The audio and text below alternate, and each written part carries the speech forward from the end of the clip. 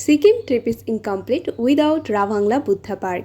এক কথায় বলতে গেলে ওখানকার পরিবেশ শুধুমাত্র উপভোগ করার জন্য, কারণ ওখানে গেলে অস্থির মন আর ধমনী কখন যে অজান্তেই শান্ত হয়ে যায় বোঝার উপায় নেই।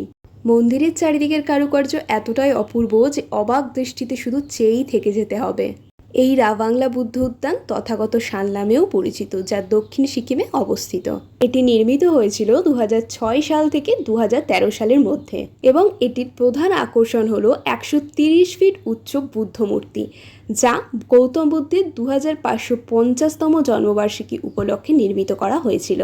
জানি না ক্যামেরায় এই রাভাংলা বুদ্ধ পার্কটা আমি কতটা ভালোভাবে বুঝাতে পারলাম, তবে সামনাসামনি কিন্তু এটা আরও বেশি সুন্দর ছিল, যেটা থেকে চোখ ফেরানো একদম অসম্ভব ব্যাপার হয়ে গিয়েছিল। সিকিমের প্রত্যেকটা ট্যুরিস্ট স্পটই ভীষণ সুন্দর, কিন্তু যদি আমায় কেউ বলে তোমার কাছে কোনটা বেস্ট লেগেছে, তাহলে আমি দু চোখ বন্ধ করে বলবো রাভাংলা বুদ্ধা পার্ক।